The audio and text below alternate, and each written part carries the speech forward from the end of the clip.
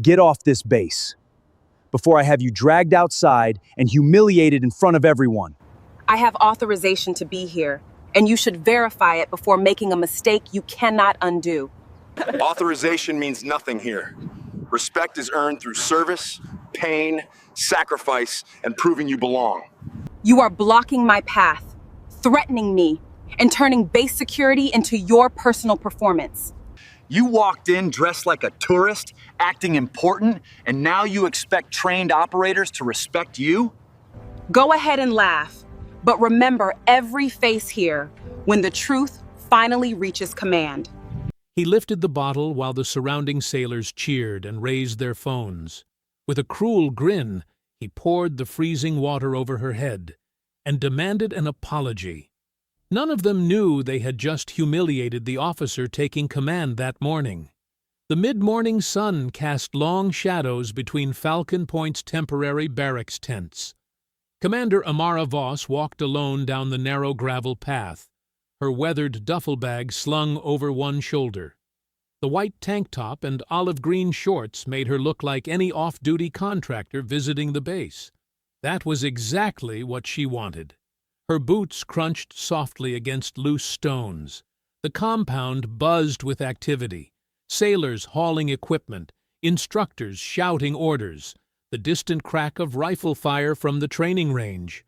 Nobody paid attention to one more woman in civilian clothes. Amara had arrived a day early on purpose. Tomorrow's change of command ceremony would put every sailor on their best behavior. Today, she could see how they really acted when they thought no senior officer was watching. What she saw made her jaw tighten. Ahead, 5 men blocked the path between the barracks and the training area. They wore desert camouflage and carried themselves with the swagger of elite operators who knew they owned this place. The biggest one stood in the center, arms crossed, watching her approach with cold amusement. Senior Chief Wade Kincaid. Amara recognized him from his file photo.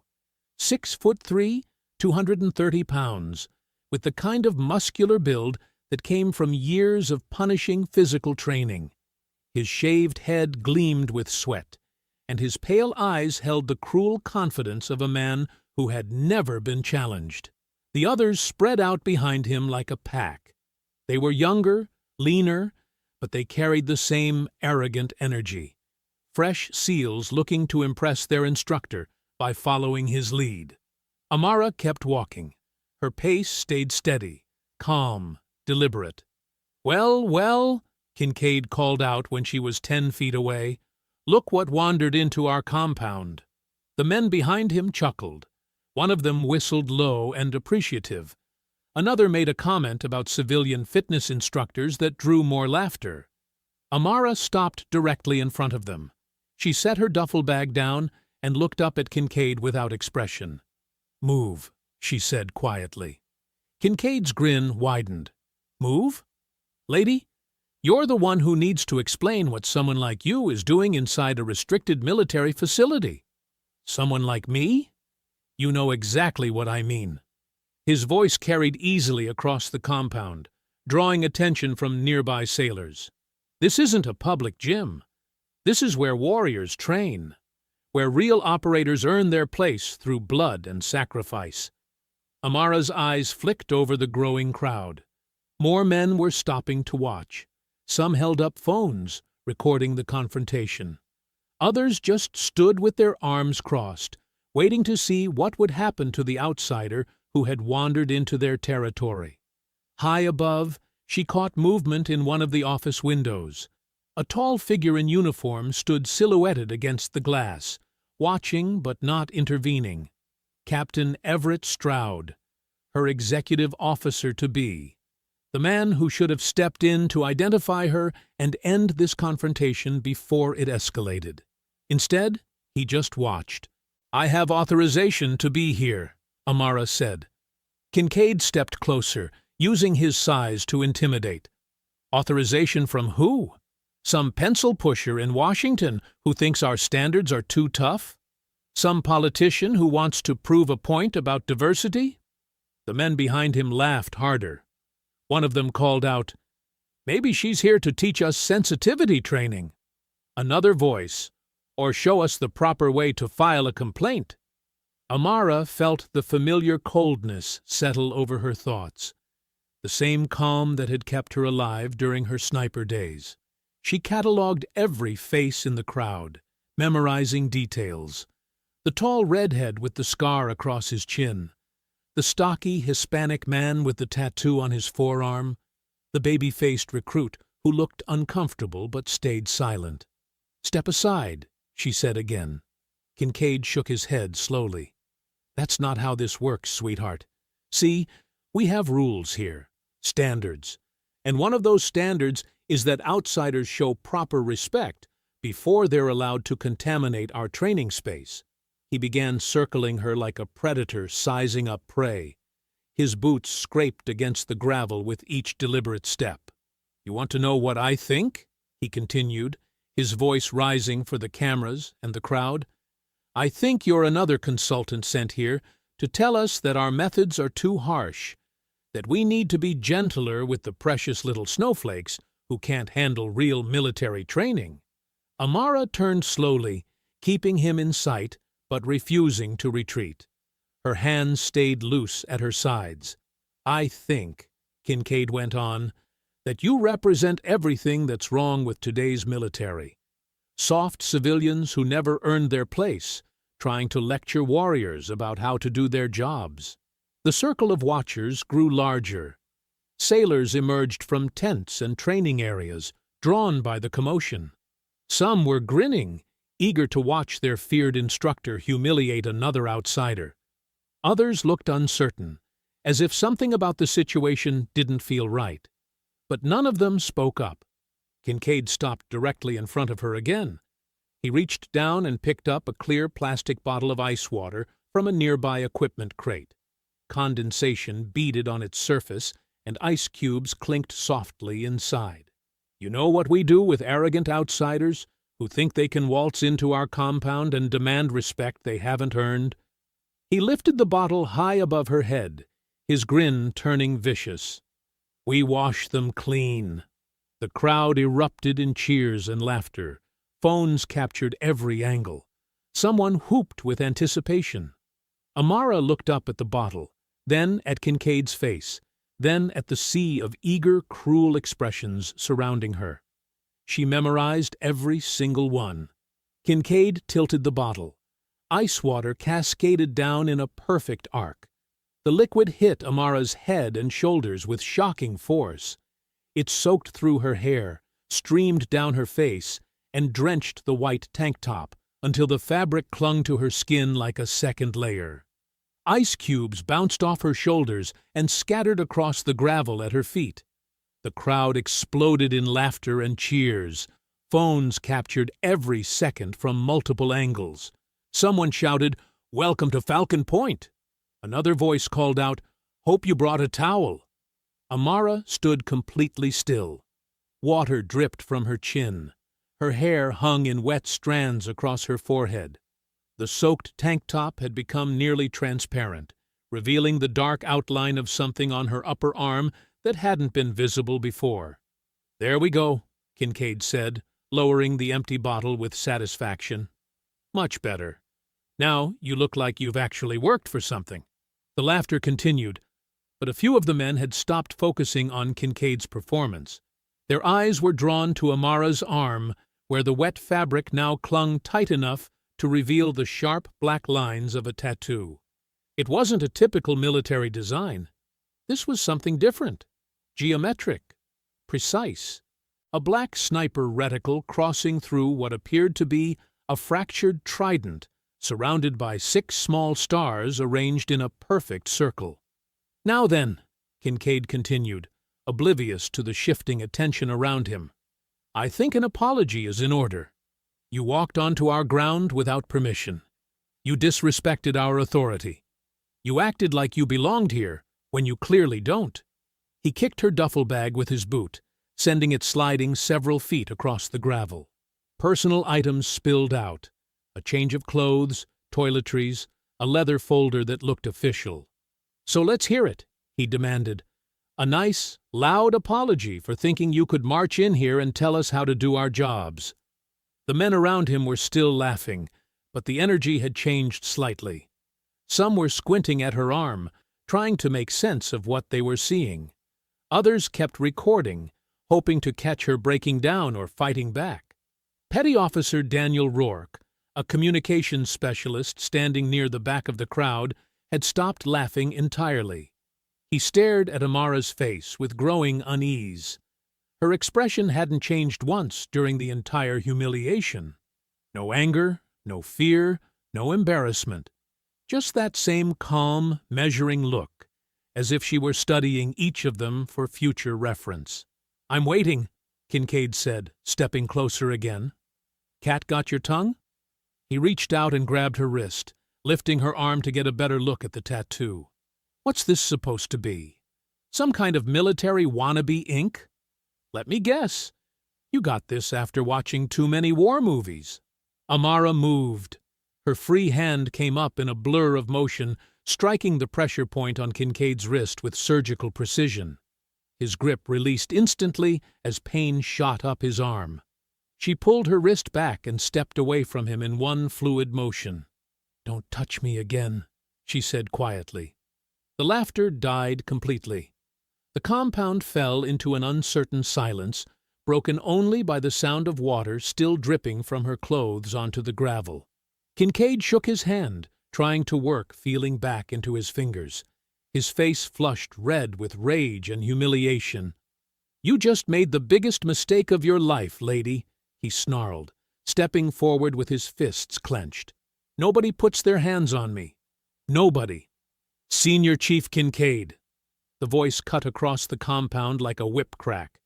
Every man in the crowd immediately straightened, their faces going pale. Admiral Lenora Price strode through the circle of sailors, her security detail flanking her on both sides. She wore her dress blues with 4 stars gleaming on her collar, and her expression could have frozen hell itself. The Admiral's eyes swept over the scene, the empty water bottle in Kincaid's hand, the scattered contents of the duffel bag, the circle of men with their phones still recording. Then her gaze landed on Amara, taking in the soaked clothes and the now visible tattoo on her upper arm. Price stopped dead in her tracks. Her face went completely white as she stared at the black sniper reticle crossing the fractured trident. The 6 small stars. The precise geometric design that belonged to a classified unit most people believed had never existed. "Everyone to attention!" she barked. "Now!" The sailors snapped to position instantly, their phones disappearing, their casual grins replaced by expressions of growing dread. Admiral Price stepped closer to Amara, her voice dropping to barely above a whisper. "That tattoo, where did you get it?" "Kandahar Province," Amara replied quietly. 7 years ago. Price's hands trembled slightly. She had seen that symbol in classified briefings, in after-action reports that were sealed at the highest levels, in casualty lists that officially didn't exist. "Nightglass 6, she breathed. The name hit the compound like a physical blow. Several of the older sailors went rigid with recognition. Even those who didn't know the details understood from Price's tone that something monumentally significant was happening. Price turned to face the crowd of stunned men, her voice carrying across every inch of the compound. "Gentlemen," she announced, "meet Commander Amara Voss, your new commanding officer, effective immediately." The compound remained frozen in stunned silence as Admiral Price's words echoed across the gravel. Commander Amara Voss, commanding officer. The woman they had just humiliated, recorded, and mocked was now their superior. Amara bent down and began collecting her scattered belongings, her movements deliberate and unhurried. Water still dripped from her hair onto the dust as she folded her spare uniform and returned it to the duffel bag. Every sailor watched her in horrified fascination, understanding that their careers might have just ended. Kincaid's cocky grin had vanished completely. His face had gone ashen, and he kept opening and closing his mouth like a fish gasping for air. The bottle he'd used to dump water on her hung forgotten in his trembling hand. "Admiral," Amara said as she straightened, slinging the duffel over her shoulder. "I need every phone surrendered, every recording preserved, every witness identified."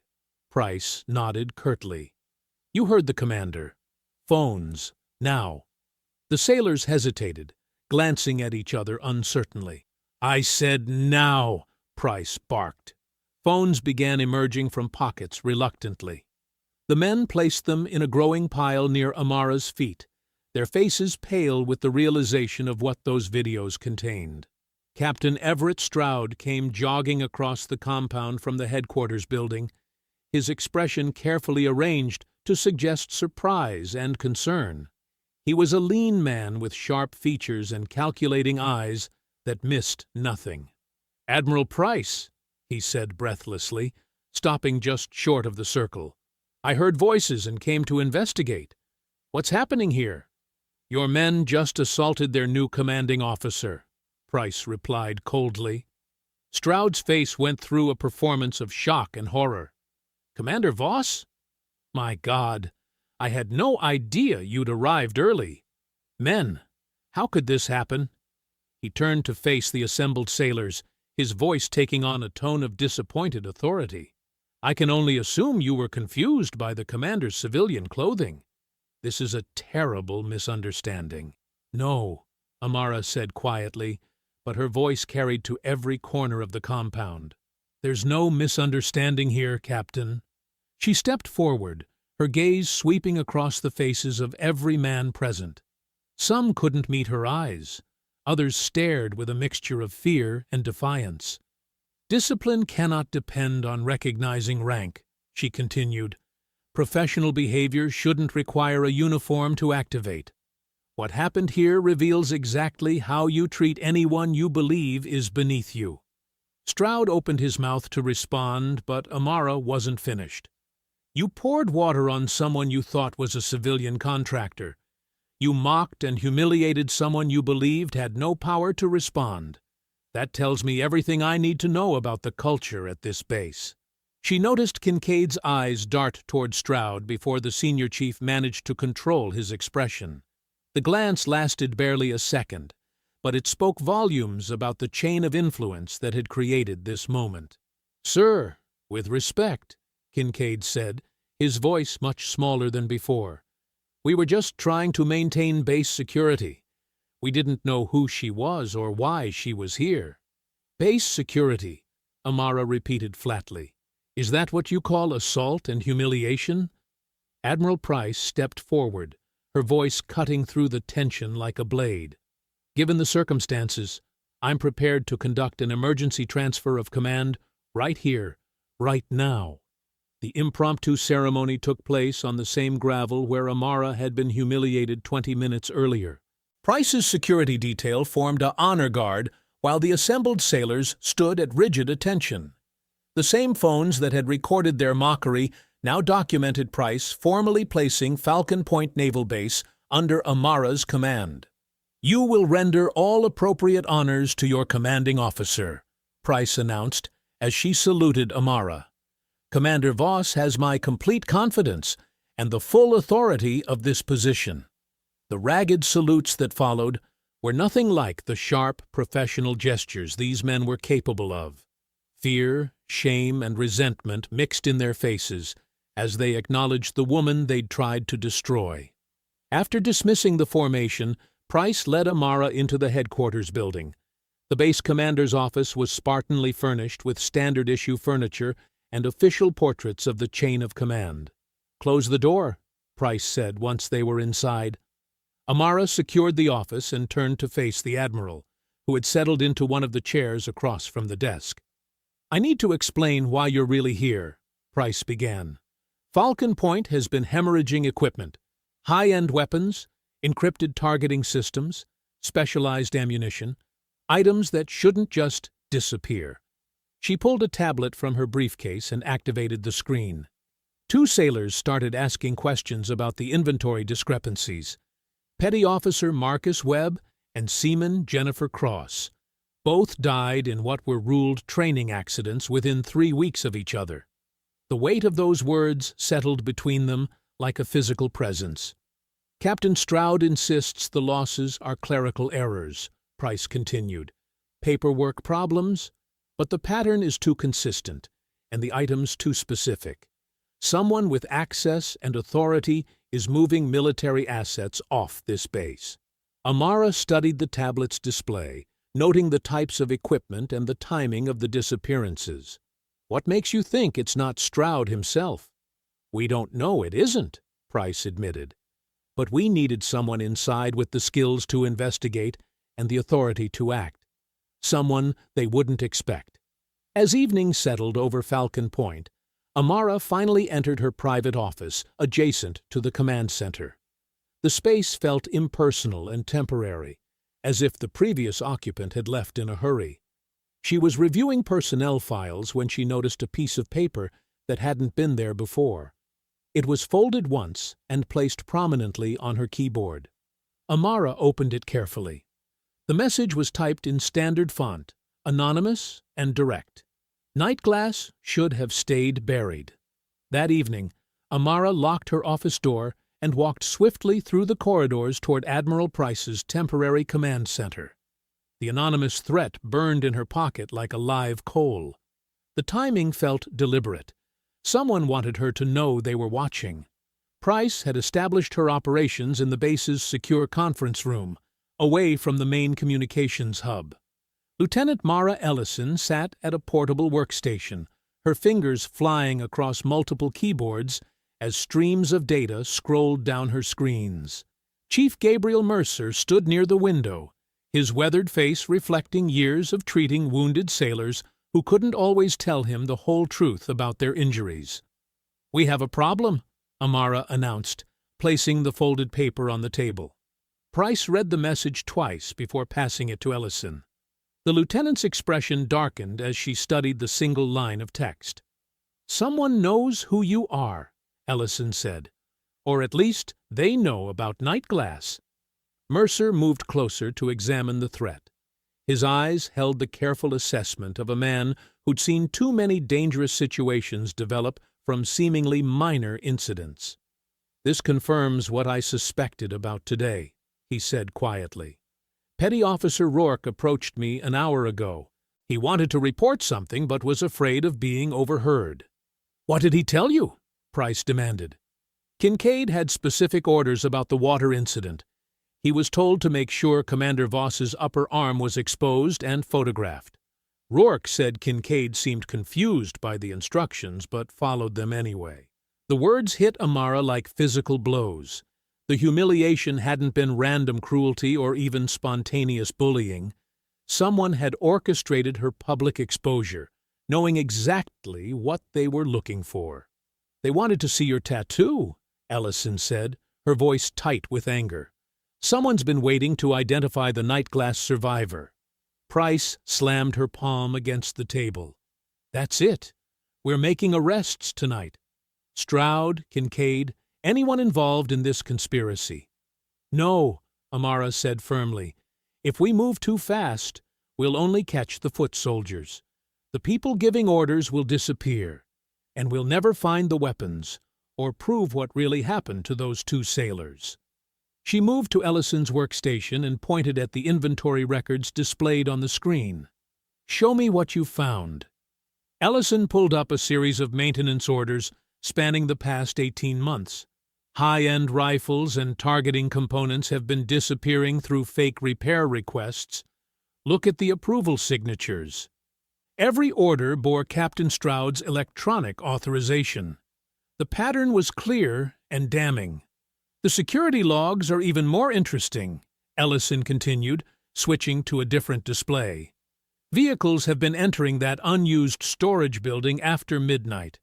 The same building that's supposed to be empty but shows heat signatures on thermal imaging." Mercer studied the timestamps. "Those movements happen every 2 weeks, like clockwork." "Kincaid's been busy, too," he added. "He's been visiting sailors who witnessed the water incident, telling them it was just harmless joking between warriors.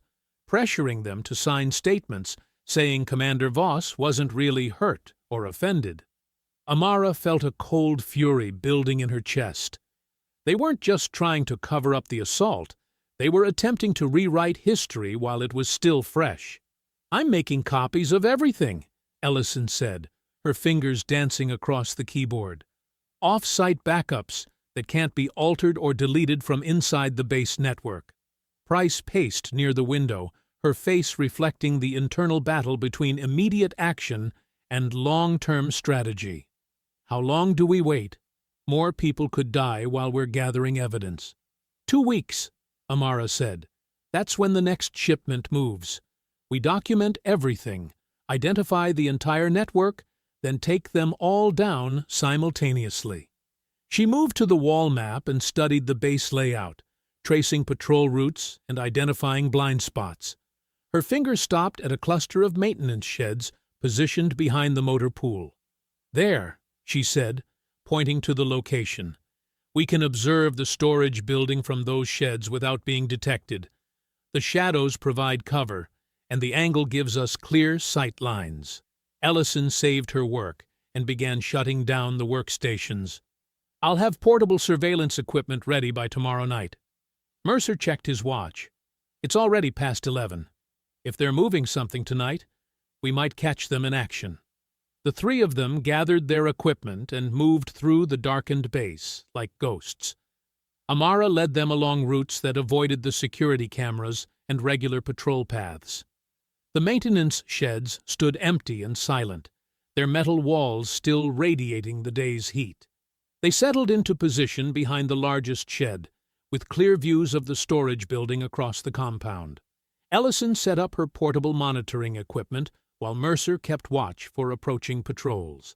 At exactly 11:40 p.m., headlights appeared at the far end of the compound. An unmarked truck moved slowly across the dark asphalt, its engine muffled to reduce noise. The vehicle stopped directly in front of the storage building that was supposed to be abandoned. Minutes after midnight, Amara crouched behind a maintenance shed, watching the unmarked truck roll silently through the service corridor. The vehicle's headlights were dimmed to thin slits, barely illuminating the narrow path between the barracks and storage facilities. Her heart hammered against her ribs as she moved from shadow to shadow, staying parallel to the truck's route. Ellison's voice crackled softly through her earpiece. "Visual confirmed. 2 additional vehicles approaching from the eastern gate." "Copy that," Amara whispered back. "Mercer, status?" "Camera equipment is ready," came the medic's steady reply. "We have clear sight lines to the loading area." The truck stopped beside a concrete building Amara had never seen opened. According to the base schematics, it was listed as unused storage, but warm air shimmered from its vents, and she could see light bleeding through gaps in the corrugated walls. She pressed herself against the cold brick of an adjacent structure and pulled out her camera. The telephoto lens brought everything into sharp focus. The truck's rear doors swung open. 3 men in civilian clothing but military-grade tactical gear began unloading heavy metallic cases. These weren't standard supply boxes. The containers bore warning labels and electronic locks that Amara recognized from classified weapons systems. Through a crack in the loading door, she watched armed contractors transfer sealed targeting units into plain civilian crates. The men worked with practiced efficiency, removing military markings and replacing them with commercial shipping labels. Each unit was worth hundreds of thousands of dollars. Amara's breath caught as Captain Stroud emerged from the building's interior. He wore civilian clothes but moved with his characteristic swagger. She adjusted the camera's focus and began recording. Stroud pulled out a satellite phone and stepped away from the workers. His voice carried clearly in the still night air. "Yes, sir. The Admiral's witness has been identified," he said, his tone respectful in a way Amara had never heard before. "The tattoo confirms it. She's definitely the night glass survivor." A pause as he listened to whoever was on the other end. "Understood.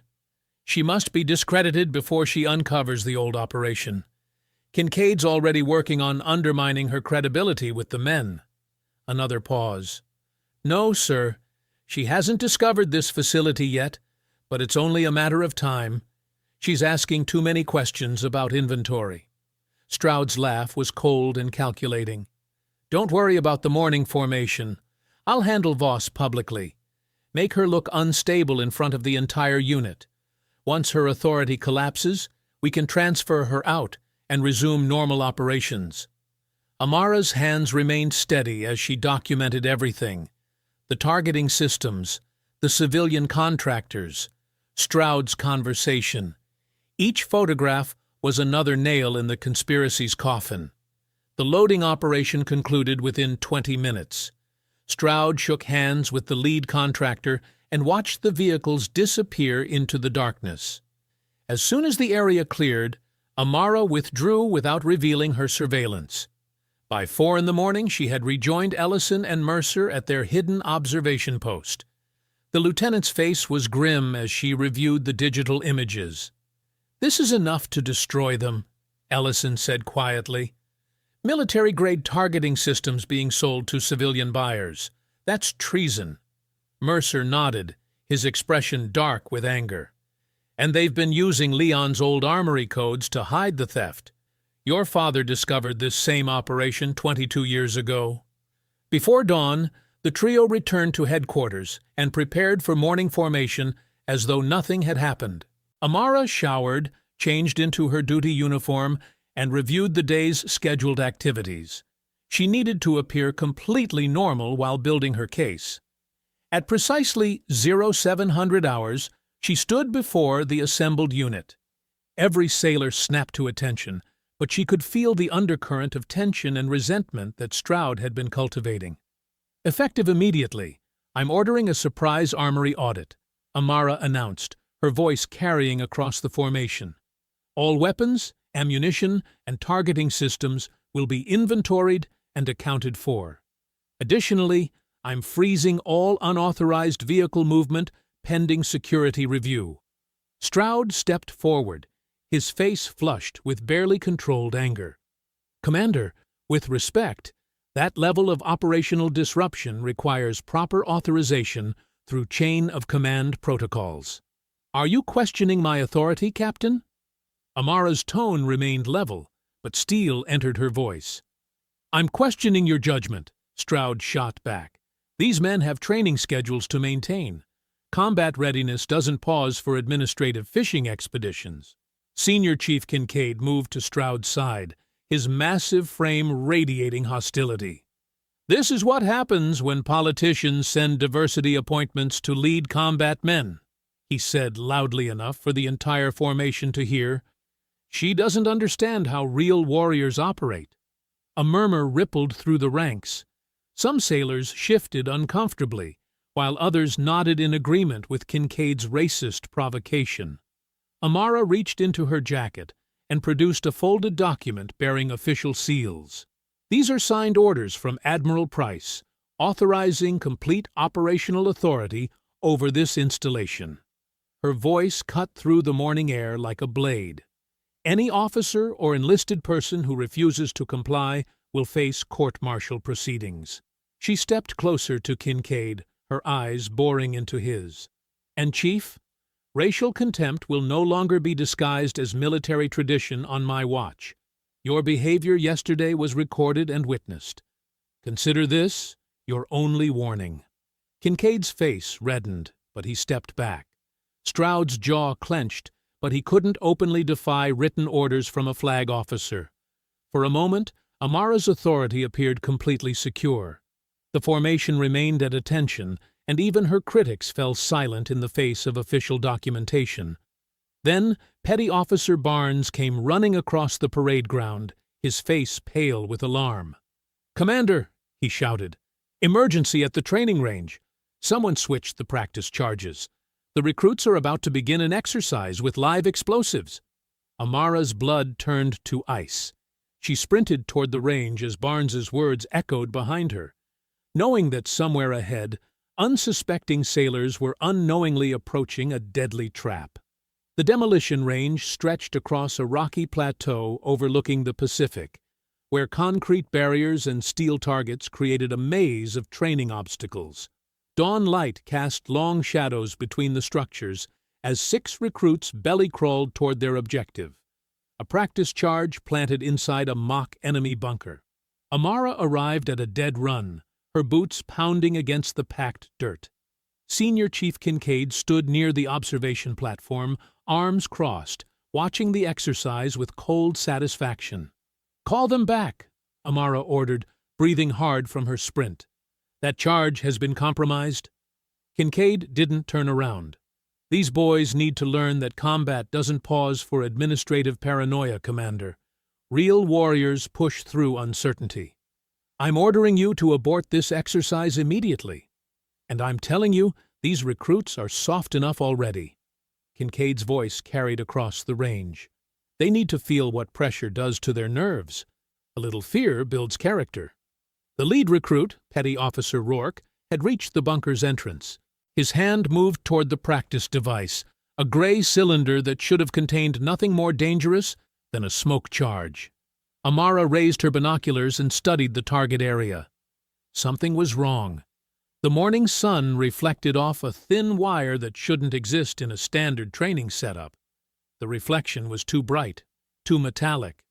"Get down!" she roared, her voice exploding across the range with battlefield intensity. "Everybody down, now!" Kincaid spun toward her, his face twisted with rage. "You don't have the authority to—" Amara launched herself forward, tackling Rourke and the recruit beside him behind a concrete barrier, just as the device detonated with a sound like thunder splitting the earth. The explosion tore through the mock bunker, sending chunks of concrete and twisted metal spinning through the air. The blast wave slammed into Amara's back, driving her face first into the dirt, while debris rained down around them. Her ears rang. Her vision blurred. Blood trickled from cuts on her forehead where flying stone had found its mark. But she was alive, and more importantly, so were her recruits. Through the smoke and dust, Amara caught a brief flash of reflected light from a ridge 800 meters away. Someone was watching through binoculars or a rifle scope. Someone who had triggered the explosion remotely when they saw the recruits reaching safety. She rolled to her knees, pulled her sidearm, and fired a single round at the distant observation point. The bullet struck something metallic, probably a radio or communication device, because the watching figure immediately disappeared behind the rocks. "Commander!" Lieutenant Ellison came running across the range, her medical bag already open. "Are you hit?" "I'm fine." Amara pushed herself to her feet, ignoring the sharp pain in her ribs. "Check the recruits. Make sure nobody's seriously hurt." Kincaid stood frozen near the observation platform, his face pale as he stared at the devastation where the bunker had been. "That was supposed to be a practice charge," he said, his voice hollow with shock. "I supervised the setup myself." Ellison knelt beside the crater and carefully extracted a twisted piece of metal with her trauma forceps. "This is a detonator casing," she said, studying the blackened fragment, "and it's got an armory code stamped on it." Amara leaned closer, her blood turning cold as she read the numbers. Alpha 779 Delta. "What's significant about that code?" Ellison asked. "It's the same one that was used to frame my father 22 years ago." Amara's voice was deadly quiet. "Someone wanted to make sure I saw this." Captain Stroud arrived with a security team, his uniform pristine, despite the chaos around them. "This appears to be a tragic clerical error," he announced loudly enough for the gathered sailors to hear. "Someone obviously mislabeled the ordnance. We'll conduct a full investigation." Chief Mercer jogged over from the medical station, carrying a damaged electronic device. "Commander, I pulled this from the crater. It's a remote detonator, and it's been deliberately modified. Someone converted a training charge into a live explosive on purpose." Stroud's jaw tightened. "That's speculation, Chief. Equipment malfunctions happen in high-stress environments." "The hell it is!" Mercer held up the device, pointing to fresh solder marks and bypassed safety circuits. This was professional work. Somebody with explosives training did this. Amara surveyed the scene, the destroyed bunker, the scattered debris, the shaken recruits who had come within seconds of death. Her mind raced through the implications. Someone inside Falcon Point had access to the armory. Someone knew the exercise schedule. Someone wanted her and her men dead. "Seal this entire range," she ordered. "Nobody enters or leaves without my authorization. I want every piece of evidence collected and analyzed." "Commander," Stroud said, his tone carefully controlled, "you should accept medical evacuation. You've suffered a concussion and possible internal injuries. I'm not leaving until every one of my sailors is accounted for and safe." Amara's voice carried the authority of absolute command. "And I want answers about how live explosives ended up in a training exercise." As the security teams cordoned off the area and medics treated minor injuries, Amara allowed Chief Mercer to escort her to the field clinic. Her ribs ached with each breath, and dried blood cracked on her forehead, but she refused painkillers that might cloud her thinking. Inside the canvas medical shelter, Mercer cleaned her wounds with steady hands while speaking in low, urgent tones. "Commander, I served with your father during his last year of active duty. I watched what they did to him." His voice was heavy with old guilt. "The armory code on that detonator? It's no coincidence. Someone's using the same system that destroyed Leon Voss to come after you." The afternoon sun beat down mercilessly as Amara walked across the compound, her shoulder throbbing beneath Mercer's fresh bandages. The explosion had left her ribs aching with each breath, but she forced herself to move with steady purpose. Pain was temporary. Command was not. She heard the commotion before she saw it. Grunting, cursing, and the wet sound of bodies hitting mud. Following the noise around the corner of the main barracks, Amara stopped cold at what she witnessed. Petty Officer Isaiah Boone lay face down in a puddle of brown water, while 3 instructors circled him like vultures. They carried padded poles, taking turns to strike his back and shoulders as he struggled to maintain a push-up position. Mud streaked his uniform and caked in his hair. Senior Chief Kincaid stood over the scene, arms crossed, shouting instructions with vicious satisfaction. "Get up, Boone! Elite warriors don't quit when things get tough." He kicked mud toward the recruit's face. "Maybe you just don't have the right blood for this unit. Maybe your people should stick to easier jobs." The other instructors laughed as they continued their assault. Boone's arms trembled with exhaustion, but he refused to collapse completely. Blood trickled from a split lip where someone had struck too hard. "That's enough." Amara's voice cut through the laughter like a blade. Kincaid turned, his expression shifting to mock surprise. "Well, look who crawled out of the medical tent. Shouldn't you be filling out incident reports, Commander?" "I said that's enough. Stand down immediately." "This is corrective training," Kincaid replied, his tone openly defiant. "Boone failed to meet standards during morning exercises. He needs motivation." Amara stepped closer, her eyes fixed on the beaten recruit. "Petty Officer Boone, report to Chief Mercer for medical evaluation. Now." Boone struggled to his feet, swaying slightly as mud dripped from his uniform. "Yes, ma'am." "Stay right where you are, sailor." Kincaid moved to block Boone's path. "I'm not finished with your education." "You are finished." Amara's voice dropped to a deadly whisper. "And if you lay another hand on any of my sailors, you'll answer to me personally." Kincaid's face flushed red with anger. "Your sailors? You've been here 3 days and already think you can change 20 years of proven methods?" He gestured toward her bandaged shoulder. "You can't even protect yourself from training accidents. How do you plan to command real fighters?" The 3 instructors spread out slightly, sensing confrontation. Several dozen sailors had gathered to watch from a respectful distance, their faces tense with anticipation. "You want to test my ability to command?" Amara asked quietly. "Fine, but we do this properly. Controlled combat demonstration. 3 rounds, safety protocols, medical supervision. You're hurt, Kincaid said with false concern. Maybe you should rest until... I'm ready now. Amara pulled off her jacket and rolled up her sleeves, revealing lean muscle beneath. Unless your instructors are afraid of a wounded woman? The challenge hung in the air like a loaded weapon. Kincaid's eyes glittered with malicious anticipation as he nodded to his men. Gentlemen, the commander wants a demonstration. Let's show her how we prepare warriors at Falcon Point. The first instructor came at her fast and hard, swinging a padded training baton toward her injured shoulder. Amara absorbed the impact with a controlled roll, using his momentum to spin him off balance.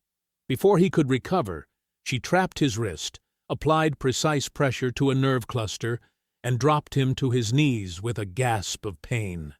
The second man tried to grab her from behind, counting on his superior size and strength. Amara shifted her weight, hooked his ankle with her foot, and sent him sprawling into the mud. When he tried to rise, she placed her boot against his throat. Not enough pressure to injure, but sufficient to keep him down. The third instructor hesitated, suddenly aware that his colleagues were out of the fight within seconds. Amara studied his stance, noted the slight favor he showed his left leg, and waited. When he finally attacked, she was ready.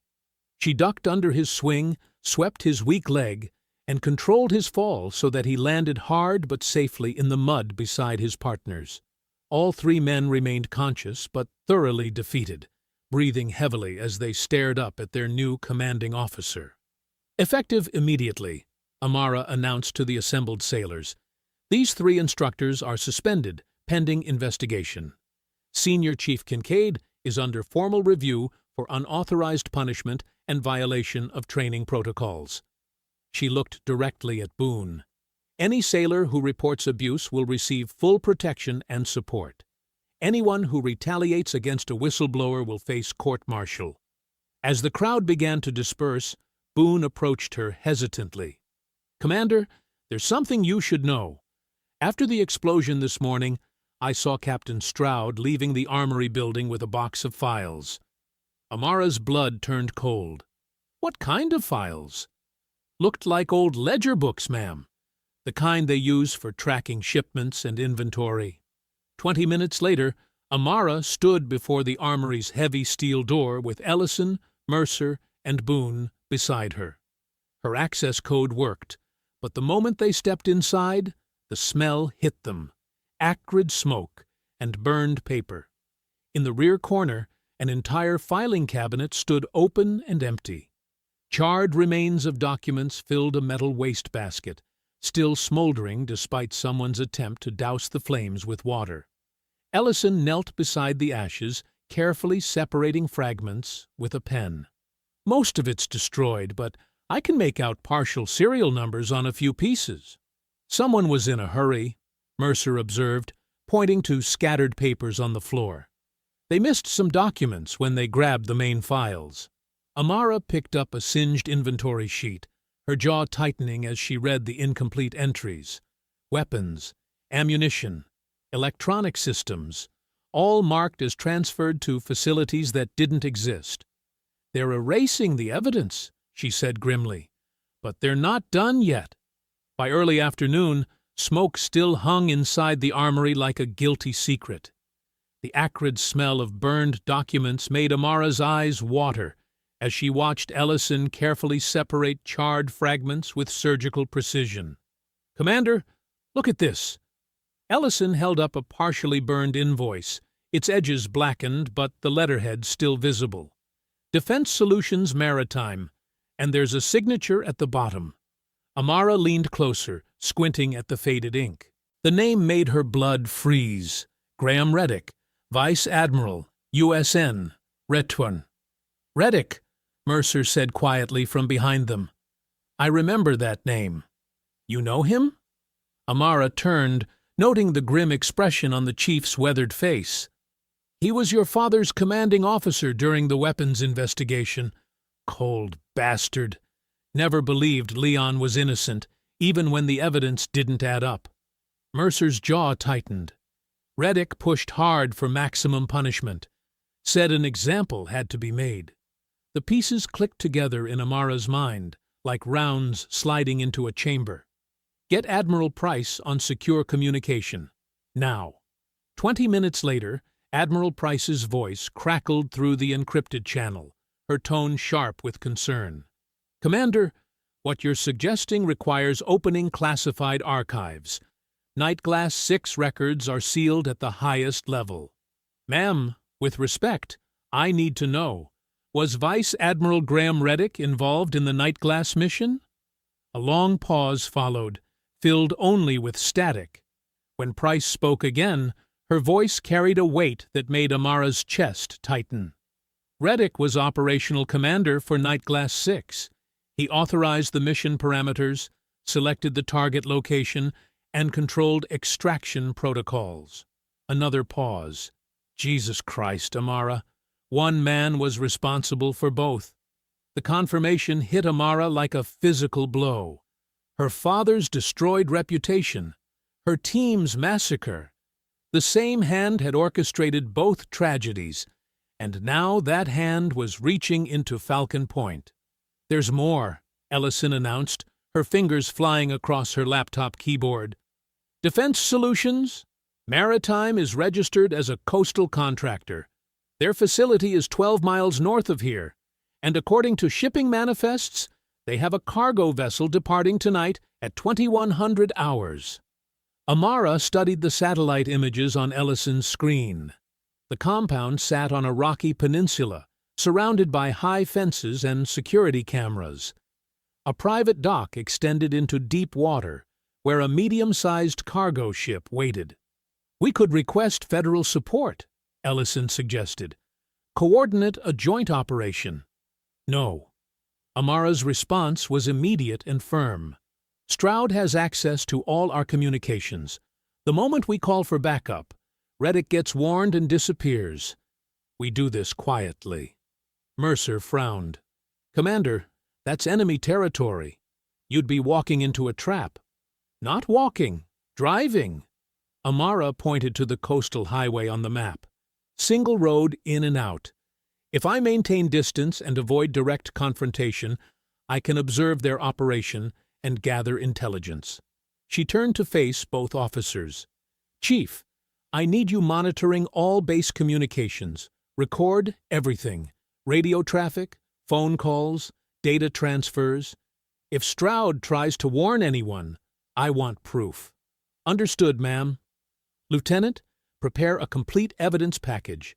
Every document, every photo, every recording we've collected. If something happens to me tonight, make sure Admiral Price gets it all. Ellison's face went pale. Commander, this is too dangerous. Let me come with you. Absolutely not. This is reconnaissance only. Amara checked her watch. 1500 hours. I'll be in position before their convoy moves. An hour later, Amara sat behind the wheel of a nondescript gray sedan, civilian clothes replacing her uniform. The vehicle's registration showed it belonged to a base maintenance contractor, one of Ellison's digital creations that would pass casual inspection. Her earpiece crackled with Mercer's voice. Commander, convoy is moving. 3 black SUVs departed the main gate 2 minutes ago. Captain Stroud is in the lead vehicle. Copy that, Chief. Maintaining overwatch. Amara started the engine and pulled onto the coastal highway, staying several hundred yards behind Stroud's convoy. The road wound along dramatic cliffs, offering spectacular views of the Pacific Ocean crashing against rocky shores below. For 30 minutes, the pursuit remained routine. Stroud's vehicles maintained steady speed, following the highway's curves without suspicious maneuvers. Amara began to think this might actually work. Then her rearview mirror filled with headlights. 2 black vehicles had appeared behind her, accelerating rapidly despite the winding road. Their aggressive approach left no doubt about their intentions. They knew exactly who she was. Amara pressed the accelerator, but the sedan's civilian engine couldn't match the pursuing vehicle's power. Ahead, Stroud's convoy had slowed, effectively trapping her between two hostile forces. To her right, the ocean stretched endlessly toward the horizon. To her left, the cliff face rose like a concrete wall. The road ahead narrowed as it approached a series of tight switchbacks. The pursuing vehicles closed the distance, their headlights growing brighter in her mirrors as the trap tightened around her. The first impact came as the sun touched the horizon, painting the sky blood red. The pursuing SUV slammed into Amara's rear bumper, sending her sedan sliding toward the guardrail. Metal scraped against concrete as she fought to maintain control. "Come on, you bastards," she muttered, studying their movement pattern in her mirrors. The lead vehicle pulled alongside her left side, while its partner stayed behind, ready to deliver another crushing blow. They had a rhythm, aggressive but predictable. The second SUV accelerated for another ramming attack. At the last moment, Amara hit the brakes hard. The vehicle shot past her, its driver overcorrecting as he tried to avoid rear-ending his partner. Both SUVs tangled together for precious seconds. Amara gunned the engine through the gap, but freedom lasted only moments. The lead SUV recovered quickly, pulling alongside her again as the road narrowed toward a construction zone. Orange barriers and warning signs flashed past in the gathering darkness. The driver tried to force her into the concrete dividers, but Amara had been watching his hands on the steering wheel. She could read his intentions before he acted. When he jerked left to crush her against the barrier, she was already braking. The SUV smashed into a sand-filled crash barrier instead, its front end crumpling as sand exploded across the roadway. Steam hissed from its destroyed radiator. The second vehicle was still coming, but Amara had bought herself enough space to act. She stopped the sedan, rolled down her window, and drew her sidearm in one fluid motion. The approaching SUV's windshield reflected the dying sunlight. She could see the driver's shocked face as he realized what was happening. Her first shot spiderwebbed the glass. Her second found the engine block. Black smoke poured from beneath the SUV's hood as it coasted to a stop, effectively blocking the highway behind her. Ahead, Stroud's convoy had disappeared around a bend, heading toward what looked like an abandoned industrial complex perched on the cliff's edge. Rusted storage tanks and deteriorating buildings rose against the darkening sky like metal tombstones. Amara followed their tire tracks into the facility's main entrance. Her headlights illuminated warning signs in multiple languages: flammable materials, authorized personnel only, danger, confined spaces. She parked behind a collapsed loading dock and approached on foot, her weapon drawn. The depot's maze of pipes, catwalks, and storage tanks provided perfect cover for an ambush. The attack came from 3 directions simultaneously. The first mercenary dropped from an overhead walkway, swinging a metal pipe toward her skull. Amara rolled sideways, the weapon smashing concrete where she'd been standing. She came up firing, but he'd already disappeared behind a fuel tank. The second attacker charged from her left, a combat knife gleaming in his fist. Amara grabbed a length of chain hanging from a crane hook and whipped it across his face. He stumbled backward, blood streaming from his nose. The third mercenary had positioned himself behind her escape route. When she turned to deal with the knife wielder, he tackled her from behind. They crashed into a pile of rusted machinery, sharp edges tearing at their clothes. The man was bigger, stronger, but he fought like a brawler, all power, no patience. Amara let him think he was winning, absorbing several punishing blows while she studied his balance. When he raised both fists for a finishing strike, she rolled between his legs and swept his ankles. He went down hard, his head striking a concrete piling with a sickening crack. The knife fighter had recovered, wiping blood from his eyes as he advanced. Amara backed toward a narrow walkway between 2 storage tanks, forcing him to come at her single file. He slashed at her midsection. She twisted away, but the blade caught her left forearm, opening a long cut that immediately began bleeding.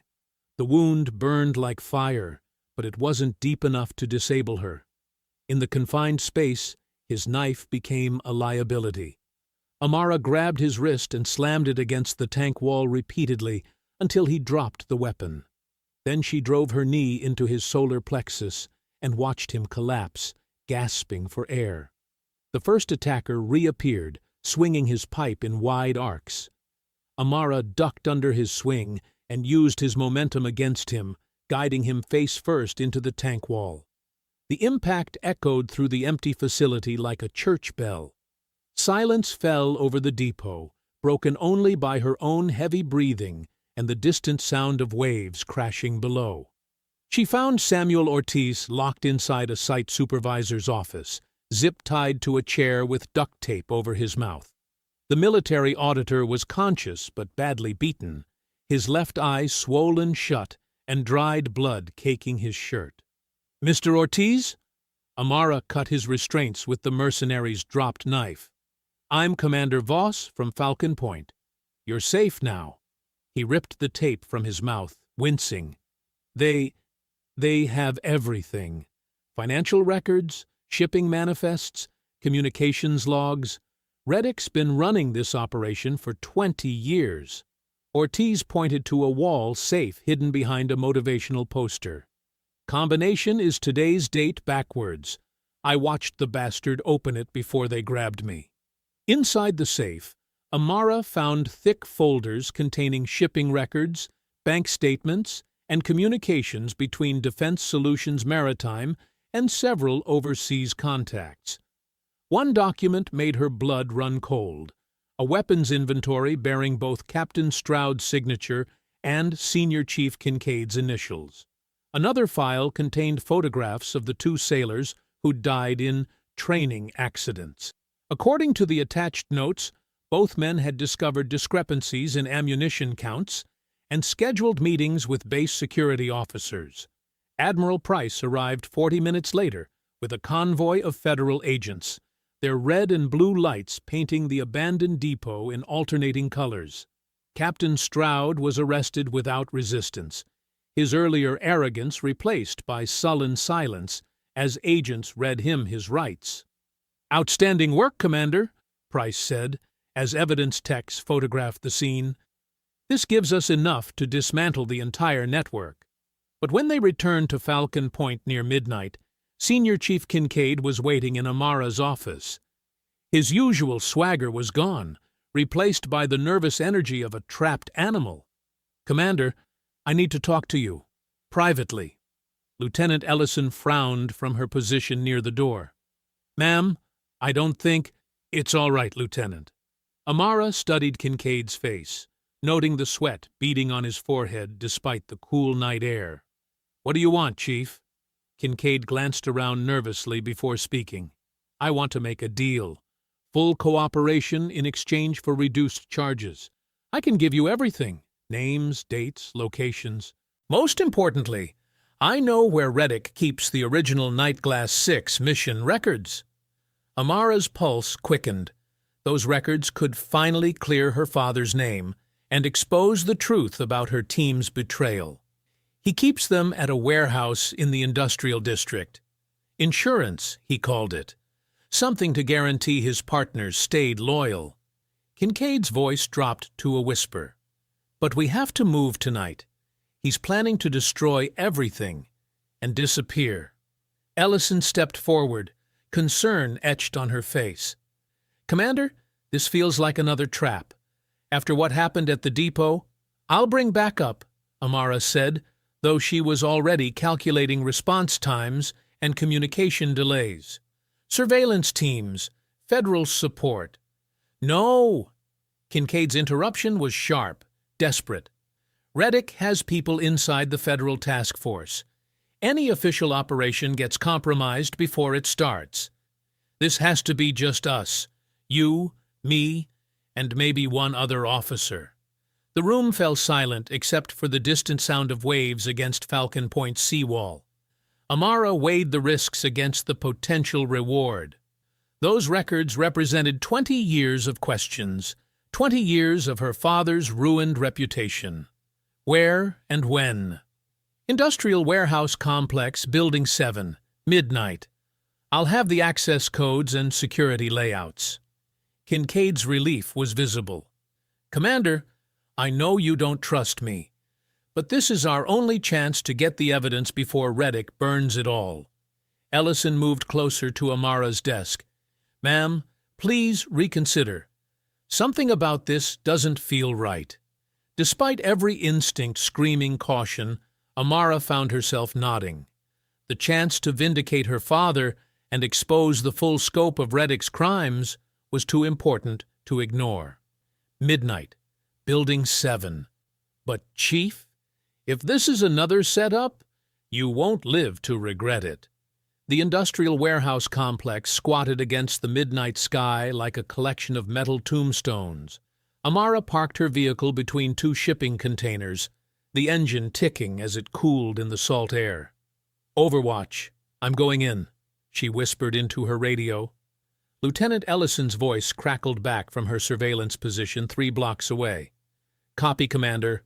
I have eyes on the perimeter. No movement detected. Admiral Price was 40 minutes out, racing back to Falcon Point with the evidence recovered from the fuel depot. Everything depended on timing now. Building 7 loomed ahead, its corrugated walls streaked with rust and decades of coastal weather. A single security light cast weak yellow circles across the loading dock. Amara approached with her sidearm drawn, every instinct screaming that this felt wrong. Kincaid emerged from the shadows near the entrance, his usual swagger replaced by nervous energy. Commander, this way. The records are in a climate-controlled section at the back. They entered through a side door, their footsteps echoing in the cavernous space. Stacked shipping crates created a maze of narrow corridors, each pathway disappearing into darkness beyond their flashlight beams. Here! Kincaid stopped beside a metal filing cabinet and produced a key. Reddick kept the most sensitive materials separate from his digital files. He opened the top drawer and withdrew a manila folder. Inside was a single black and white photograph showing 6 figures in combat gear posed beside a helicopter. Amara recognized herself immediately, younger, harder, with eyes that had not yet seen her teammates die. Nightglass 6, 2 days before the mission, Kincaid said. This proves Reddick was your commanding officer, but there's more in the back section. The photograph was real. The details were perfect, from the weapon configurations to the staging area's distinctive rock formations. Only someone with access to classified archives could have obtained it. But as Amara studied the image, she noticed Kincaid's hand moving toward his radio. Now, he whispered into the device. Muzzle flashes erupted from behind the shipping crates. Bullets splintered wood and sparked off metal as mercenaries opened fire from 3 directions. Amara dove behind a forklift, her mind instantly cataloging enemy positions from their firing patterns. Overwatch, I'm compromised, she called into her radio. Multiple hostiles, requesting immediate support. Static answered her. The mercenaries advanced methodically, using the crate maze to close distance. Amara counted at least 4 distinct weapons, their reports echoing through the warehouse like thunder. She waited until they committed to flanking positions, then moved. Her first shot disabled the overhead lights, plunging the warehouse into near darkness. The mercenaries' tactical flashlights immediately gave away their positions. Amara's second and third rounds struck equipment and support beams, sending cascading boxes crashing down to block their advance routes. She rolled between cover positions, using sound and shadow to stay ahead of their coordination. These weren't the sloppy contractors from the fuel depot. They moved with military precision, communicating through hand signals and controlled bursts of fire. A massive explosion erupted against the warehouse's east wall. Shipping containers toppled inward, crushing crates and opening new sight lines. Through the gap, Amara glimpsed Lieutenant Ellison's surveillance vehicle engulfed in flames. Her radio crackled with Ellison's strained voice. "Commander, vehicle disabled? Can't reach you." The The mercenaries pressed their advantage, forcing Amara deeper into the warehouse maze. She climbed a stack of containers, gaining elevation to survey their positions. 4 men in tactical gear swept methodically through the aisles below, their movements suggesting extensive combat experience. From her elevated position, Amara placed precise shots that disabled their equipment without killing them. Flashlight lenses, radio antennas, weapon optics. Each hit degraded their coordination and forced them to rely on increasingly desperate tactics. But even as she gained the upper hand, her radio delivered news that made her blood turn cold. Admiral Price's voice, tight with pain. "Falcon Point, this is Price. Convoy hit, explosive device, I'm captured. Repeat, I am captured." The transmission cut to static. Within minutes, Kincaid's voice echoed through the warehouse via a portable PA system. "Commander Voss, you need to surrender immediately. Captain Stroud has retaken command of Falcon Point with federal authority. Military police are surrounding this facility." Floodlights blazed outside the warehouse, their harsh white beams cutting through broken walls and shattered windows. The distinctive sound of military vehicles filled the night air: Humvees, transport trucks, and the rhythmic thrum of helicopter rotors. "According to federal records, you authorized the weapons theft and coordinated tonight's explosive attack," Kincaid continued. "Matching detonators were found in your personal vehicle. Lieutenant Ellison is injured but alive. Surrender now, and she receives immediate medical attention." Amara's hands tightened around her weapon. The setup was perfect. Too perfect. Every piece of evidence pointed directly at her, crafted by someone who understood military investigations and federal procedures. Through a broken window, she saw Ellison being helped into an ambulance, her left arm in an improvised sling. The lieutenant was conscious, alert, but clearly unable to provide immediate support. Military police took positions around the warehouse perimeter, their voices carrying commands through amplified speakers. These weren't corrupt contractors or compromised federal agents. They were her own people, following what appeared to be legitimate orders based on fabricated evidence. Fighting them would only validate the charges against her and endanger innocent soldiers. "I'm coming out," Amara called, placing her weapon on the ground. "Don't shoot. I'm unarmed." She emerged with her hands visible, squinting against the floodlights. Military police moved with professional efficiency, securing her weapon and placing her in restraints. No unnecessary force, no personal animosity. They believed they were arresting a traitor who had attacked a federal convoy. The transport back to Falcon Point passed in tense silence. Through the vehicle's rear window, Amara watched the warehouse complex disappear into darkness, knowing that the genuine evidence was still hidden somewhere inside Reddick's network. At Falcon Point, Captain Stroud waited in the command center, his earlier defeat replaced by cold satisfaction. Federal agents flanked him, their credentials apparently legitimate despite the speed of his release. "Commander Voss," Stroud announced as she was brought before him, "you are under arrest for treason, weapons trafficking, and the murder of Admiral Lenora Price." The words hit like physical blows. Admiral Price, presumed dead. The evidence from the fuel depot seized as part of the investigation. Her father's potential vindication, once again buried under manufactured accusations. "Place her in the brig," Stroud ordered. "Full isolation, no visitors, no communications, no legal representation until federal prosecutors arrive." As military police escorted her toward the detention facility, Stroud's voice followed her down the corridor. "Admiral Price's death proves that some experiments in command are too dangerous to continue.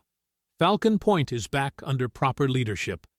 The brig door closed with the finality of a coffin lid.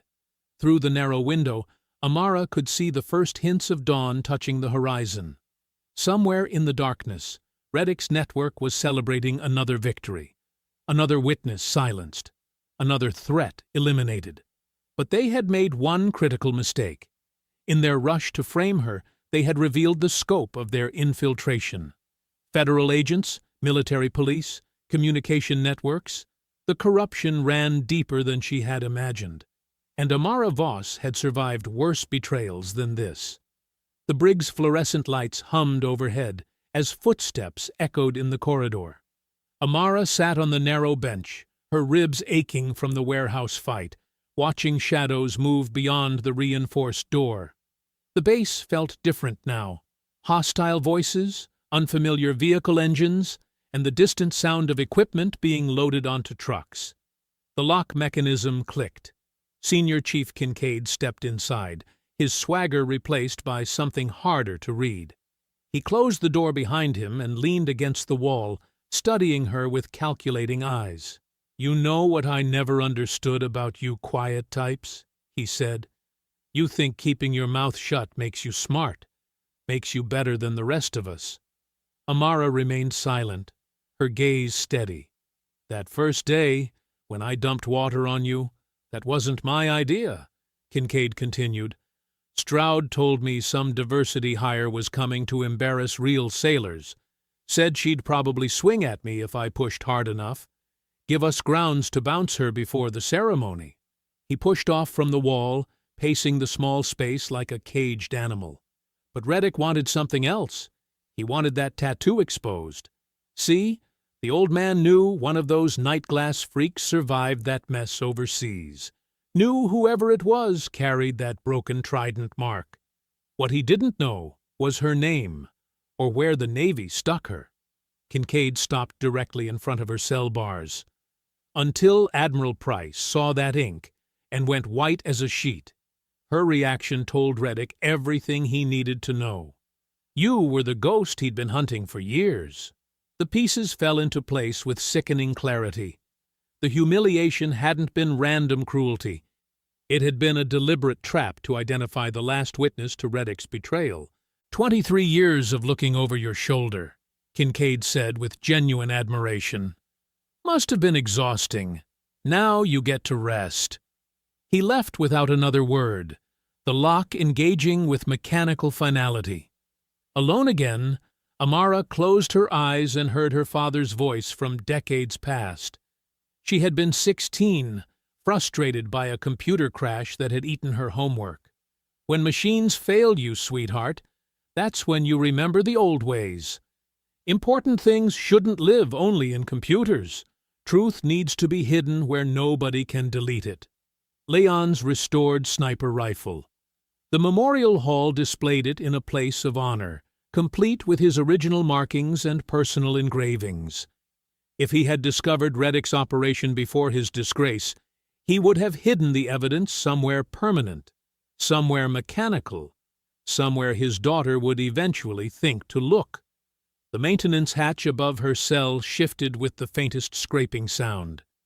Chief Mercer's weathered face appeared in the opening, his finger pressed to his lips for silence. "Cameras are down for 30 seconds, he whispered, dropping into the cell with surprising agility. "Boone's got the security station."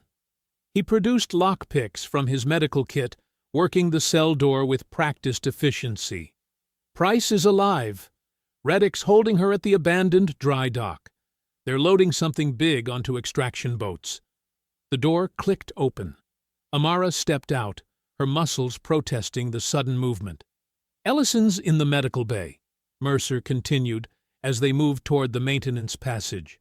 "Separated shoulder, but she's coordinating from there. Says Reddick's people control the main gates and will be gone before sunrise."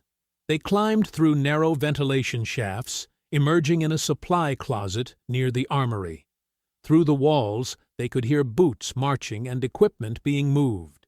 Lieutenant Ellison waited in the adjacent room, her arm secured in a professional sling, but her eyes sharp with determination. 12 mercenaries, plus Stroud and his loyalists. They've got the communication center and 2 transport trucks. Reddick arrived an hour ago with a helicopter. "How many sailors can we trust?" Amara asked. "Maybe 15 who'll follow orders without question. Another dozen who might help if they see we're winning." Amara shook her head. We don't charge in blind. That's what they expect. She grabbed paper from Ellison's desk and began sketching from memory. Patrol routes, building layouts, sight lines she had memorized during her first weeks at Falcon Point. 4 teams, she said, marking positions with quick strokes. First objective, the Memorial Hall. We need my father's rifle. Second, retake communications before they finish their downloads. Third, rescue Price from the dock. Fourth, prevent Reddick's escape. She looked up at her small group of allies, Mercer with his steady hands, Ellison with her sharp mind, and through the window, Boone moving between shadows with newfound confidence. It's 1:20 a.m., Amara said.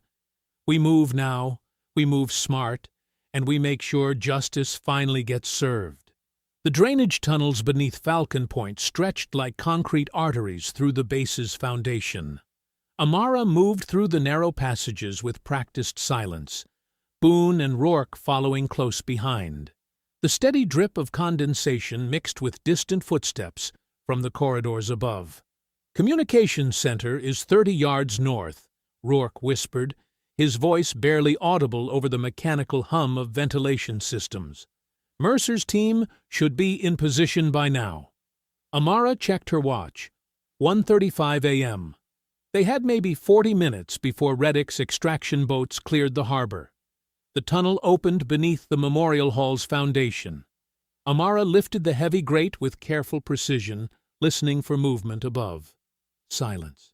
She pulled herself up through the floor access, emerging behind the display cases that housed decades of naval history. Leon's rifle waited in its place of honor. The M24 sniper system gleamed under soft spotlights, its stock engraved with his name and years of service. Amara's hands trembled as she lifted it from the case. The weight felt familiar, like holding a piece of her childhood. She turned the rifle over, running her fingers along the carved stock. There, a hairline crack in the wood grain that didn't belong. She pressed the section, and a thin panel slid away. Her breath caught.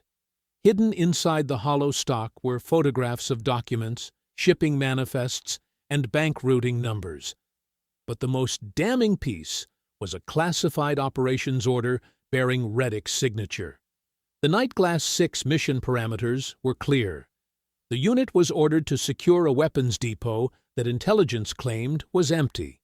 Reddick had sent them into a trap, knowing they would discover his stolen American technology being sold through the facility. She transmitted the images through Ellison's encrypted channel, each photograph a nail in Reddick's coffin. Federal prosecutors would have everything they needed. "Commander," Boone's voice crackled through her earpiece, "movement in Sector 3. They're starting to load the trucks." Amara secured the rifle and moved to the Memorial Hall's upper balcony. Through the tall windows she could see the compound spread below like a tactical puzzle. Floodlights illuminated patrol routes. Armed figures moved between buildings. Vehicles waited near the main gate. She chambered around and settled into firing position. The first shot killed the northeast floodlight. Darkness swallowed a section of the compound. Her second shot punctured the front tire of the lead transport truck, the vehicle listing heavily to one side. The third shot sparked against a mounted weapon, disabling its traversal mechanism. Shouts erupted across the base. Spotlights swiveled frantically, searching for the sniper's position. But Amara had already moved, sliding down the Memorial Hall's rear staircase toward the flooded training quarters. Water sloshed around her ankles as she entered the basement facility. The same tanks used for Kincaid's hazing rituals reflected emergency lighting from above. She moved between the concrete pillars, weapon ready. A shadow separated itself from the darkness. Kincaid emerged from behind a training dummy, his massive frame blocking the exit. Blood streaked his face from some earlier confrontation, but his eyes burned with familiar hatred. "Should have stayed in that cell, Commander," he snarled, flexing his scarred knuckles. "Now you get to drown in the same water I used to wash you clean." He lunged forward with surprising speed. His shoulder caught Amara in the chest, driving her backward into the shallow water. The rifle flew from her hands, clattering across wet concrete. Kincaid's fist hammered down. She twisted aside, but his knuckles scraped her temple. Stars exploded behind her eyes. He grabbed her collar and lifted, preparing to slam her head against the concrete tank wall. Amara drove her knee upward, catching him in the ribs. He grunted, but didn't release his grip. His other hand closed around her throat. 23 years you've been hiding, he wheezed, applying pressure. Should have died with the rest of your unit. She studied his attack pattern. Right hand dominant. Relied on strength over technique. Telegraphed his movements with shoulder positioning. When he drew back for another punch, she caught his wrist and used his momentum to break his balance. Kincaid stumbled sideways. Amara spun behind him, her arm snaking around his thick neck. She locked the chokehold with precise pressure, enough to cut blood flow, not enough to crush his windpipe. He thrashed wildly, his superior strength useless when properly controlled. She hooked her leg behind his knee and drove him down, maintaining the hold as his struggles weakened. "Sleep," she whispered. His body went limp. She released the hold immediately, checking his pulse. Steady, alive. She rolled him onto his side and secured his hands with zip ties from his own belt. The same water tanks where he had terrorized countless recruits now reflected his unconscious form. Footsteps splashed through the flooded room. Boone and 3 other sailors appeared, their faces grim with satisfaction as they took custody of their former tormentor. Through the training facility's windows, Amara saw an armored vehicle speeding toward the main gate. Captain Stroud's distinctive silhouette was visible in the driver's seat, a metal case secured beside him. The drone guidance system. He was making his escape. At 2:05 a.m., Amara sprinted toward the motor pool, her boots pounding against wet asphalt. Emergency lights cast wild shadows across the compound as loyal sailors secured key positions. The metallic taste of adrenaline filled her mouth. She spotted a military pursuit vehicle parked near the fuel depot. Its engine was still warm from recent patrol duty. She wrenched open the driver's door and hot-wired the ignition with practiced efficiency. The engine roared to life. "Rourke, come in!" she barked into her radio while reversing at dangerous speed. "I'm here, Commander." His voice crackled through static. "Stroud just cleared the runway perimeter. He's heading for the coastal road." "Which direction?" "Southwest, away from the main gate." Amara floored the accelerator. The vehicle shot forward, its headlights cutting through darkness as she navigated between damaged buildings. She could see Stroud's taillights in the distance, weaving between concrete barriers. Her radio buzzed again. "Commander, he's firing behind him. Watch for—" Muzzle flashes erupted from Stroud's vehicle. Bullets sparked off her windshield. She yanked the steering wheel left, tires screaming as she swerved around a fuel truck. Stroud smashed through a wooden barricade, splinters exploding in every direction. His armored vehicle bounced violently, but maintained speed toward the coastal maintenance road. Amara analyzed his route. The main gate was heavily guarded and required identification codes. He wouldn't risk that confrontation. But the service tunnels beneath the communications array offered another exit, one that led directly to civilian roads. She cut across the airfield, taking a diagonal path that would intercept his route. Her vehicle launched over a drainage ditch, landing hard but staying upright. "Rourke, tell me about the service tunnels." "Half flooded from the storm. Concrete barriers every 50 meters. They're not designed for vehicles that size." "Perfect." Stroud didn't know the base infrastructure like she did. She reached the tunnel entrance first and positioned her vehicle to block the main passage. Stroud's headlights appeared moments later, growing rapidly larger. He wasn't slowing down. At the last second, she dove from the vehicle.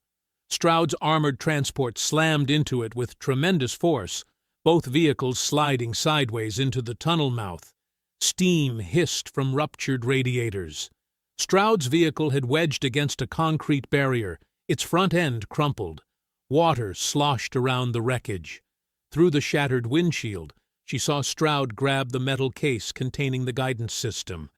He kicked out the passenger window and splashed into knee-deep water. Amara pursued him into the tunnel's darkness. Emergency lighting flickered sporadically, creating a maze of shadows and blind corners. Water dripped from corroded pipes overhead. Stroud moved with desperate urgency, the heavy case slowing his progress through the flooded passage. She gained ground steadily, her lighter frame allowing better maneuverability. He spun around suddenly, swinging the case like a weapon. It caught her shoulder, spinning her against the tunnel wall. Metal scraped against concrete. "You don't understand what you're destroying," he panted, backing deeper into the tunnel. "This network has protected American interests for decades." She advanced carefully, watching his footwork. The old knee injury from his service record was bothering him. Each step favored his right leg. By selling our weapons to enemies? By ensuring the right people stayed in power. He swung again, this time missing entirely. Your father was too stupid to see the bigger picture. The abandoned dry dock stretched before them like a concrete canyon, its massive walls scarred by decades of salt spray and neglect. Amara crouched behind a stack of rusted equipment, rain drumming against her tactical vest as she surveyed the extraction vessel moored at the far end. Admiral Price stood rigid on the boat's deck, hands zip-tied behind her back. Reddick paced beside her, one arm wrapped around a metal briefcase while the other held a small black device. "Ellison, report," Amara whispered into her headset. "Cameras are down. I've looped the feeds to show empty docks." Mara's voice crackled through the static. "You've got maybe 10 minutes before their tech guy notices." "Mercer." "Medical team positioned at the north entrance. We're ready for casualties." Amara shifted her scope to locate Boone's team. They had disappeared into the lower maintenance channels that ran beneath the dock structure. Smart kid. Those passages would bring them up directly behind the vessel. Reddick's voice boomed across the water. "Commander Voss, I know you're out there. Show yourself, or the Admiral dies." He held up the remote trigger, thumb hovering over a red button. "This device is connected to charges throughout the base, every building, every barracks. Hundreds of sailors will die unless you surrender immediately." Amara remained motionless, calculating angles. The crosswind was steady from the northwest, approximately 12 knots. Range to target, 67 meters. The trigger device sat in Reddick's right hand, approximately 8 inches from Price's head. "You have 30 seconds, Commander." Through her scope, Amara could see Price's lips moving. The Admiral was saying something, but her words were lost in the storm. Amara adjusted for wind drift and elevation. The shot was possible, but it required absolute precision. One miscalculation would kill Price instantly. 15 seconds. She steadied her breathing. Exhale halfway. Hold. The trigger device filled her crosshairs. Reddick raised the remote higher. "Time's up!" Amara fired. The bullet struck the trigger device dead center, exploding it into plastic fragments. Reddick stumbled backward, his thumb finding empty air as Price dropped to the deck. The dock erupted into chaos. Boone's team burst from the maintenance hatch, weapons raised. "Federal agents! Nobody move!" Mercenaries appeared on the overhead cranes, muzzle flashes lighting up the darkness. Bullets sparked off metal beams and concrete supports. Loyal SEALs stormed the vessel from both sides, their tactical lights cutting through rain and smoke. The extraction boat rocked violently as bodies crashed across its deck. A shadow moved on the communications platform above. Stroud had broken free from his temporary restraints and was climbing toward a backup control station. Amara scaled the maintenance ladder, her boots slipping on wet metal rungs. Electrical sparks showered down from damaged power lines, illuminating Stroud's desperate ascent. She reached the platform seconds after him. He spun around, his face twisted with rage and desperation. "You destroyed everything," he roared, launching himself forward. They collided hard, rolling across the rain-slicked platform. Stroud landed 2 solid punches before Amara twisted away, using his momentum against him. Below them, the battle raged. Mercenaries fired from elevated positions, while SEALs advanced methodically through the dock structure. The extraction vessel's engines roared as someone tried to start them. Stroud grabbed a length of cable, swinging it like a whip. Amara ducked, the metal connector sparking against a support beam. She closed the distance, driving her elbow into his ribs. "Leon Voss was my friend," she said through gritted teeth. "You helped destroy him?" "Your father was weak," Stroud gasped, stumbling toward a control panel. He chose poverty over profit. A backup detonator sat mounted on the communications console, its red lights blinking ominously. Stroud lunged for it, fingers stretching toward the activation switch. Amara caught his wrist, applying pressure to the nerve cluster. His hand went numb, fingers opening involuntarily. She spun him around and delivered a precise strike to his solar plexus. Stroud collapsed, gasping for air. On the vessel below, Reddick's voice carried across the water as he faced the advancing agents. "You people don't understand. I built this network to protect American interests. Leon Voss and his precious Nightglass team threatened everything we'd accomplished."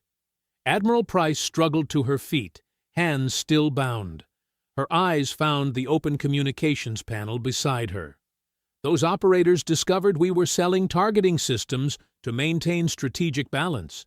They would have destroyed decades of careful planning." Price pressed against the transmission button with her shoulder.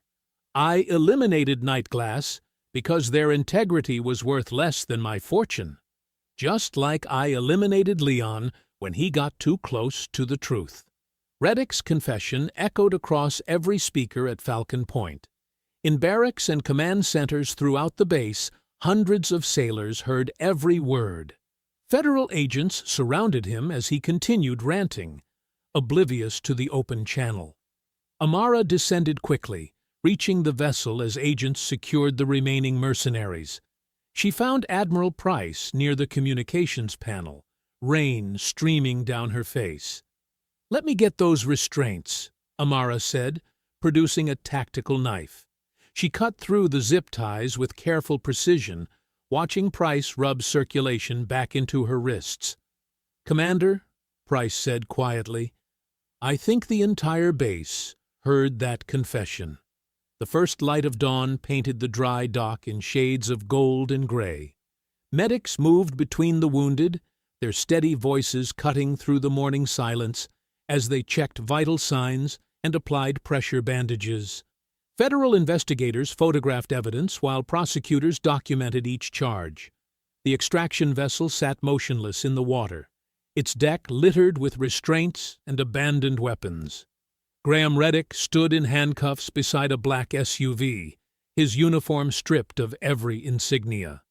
The man who had commanded respect for decades now wore only a plain gray shirt, his face hollow with defeat. "Move them out," the lead prosecutor announced. The convoy began its slow procession across Falcon Point. Investigators had chosen the route deliberately, following the exact path Amara had walked 3 days earlier with her weathered duffel bag. Sailors lined the barracks lane, standing at attention as their former officers passed in restraints. Reddick walked first, his shoulders slumped. Behind him, Everett Stroud limped forward, his eyes swollen shut from their final confrontation. Wade Kincaid followed, his hands cuffed behind his back, refusing to meet anyone's gaze. 24 mercenaries and compromised personnel completed the procession, their faces grim with the weight of federal charges. Lieutenant Ellison stood beside the command building, reading from an official document. Charges include conspiracy, weapons trafficking, murder, kidnapping, sabotage of military operations, and violations of the Uniform Code of Military Justice. Her voice carried clearly across the compound. Financial assets have been frozen pending investigation. Rank and pension benefits are permanently revoked. The black SUVs disappeared through the main gate as Ellison continued. Personnel who participated in racial harassment will face formal disciplinary hearings. Those who reported violations or assisted in the investigation will receive full protection and commendations. Daniel Rourke stepped forward from the communications team, his shoulders straight with newfound confidence. Isaiah Boone emerged from the SEAL barracks, no longer afraid to make eye contact with senior personnel. Chief Gabriel Mercer walked slowly from the medical bay, his weathered hands steady as he acknowledged the younger sailors who nodded respectfully. Additionally, Ellison announced, Chief Petty Officer Leon Voss has been posthumously cleared of all charges. His service record has been fully restored, and Night Glass 6 operations have been returned to the official record with appropriate honors. A murmur of approval rippled through the assembled personnel. Many had heard stories about Leon Voss, but never knew the truth behind his disgrace. Admiral Price stepped onto the platform that had been erected near the Memorial Hall. Behind her, workers were already installing a new bronze plaque, Leon Voss Precision Training Facility. "Ladies and gentlemen," Price announced, her voice carrying the authority of someone who had survived assassination attempts and lived to see justice served. "We will now proceed with the command ceremony that should have taken place 3 days ago." The entire base formed precise ranks across the parade ground. Morning sunlight reflected off polished boots and pressed uniforms as hundreds of sailors waited at attention. Amara emerged from the command building in full dress uniform, her stride confident and measured. The white fabric of her service jacket revealed the outline of her night glass tattoo, no longer hidden or exposed by accident. She had chosen to make it visible. If you enjoyed the story, leave a like to support my channel and subscribe so that you do not miss out on the next one. On the screen, I have picked 2 special stories just for you. Have a wonderful day.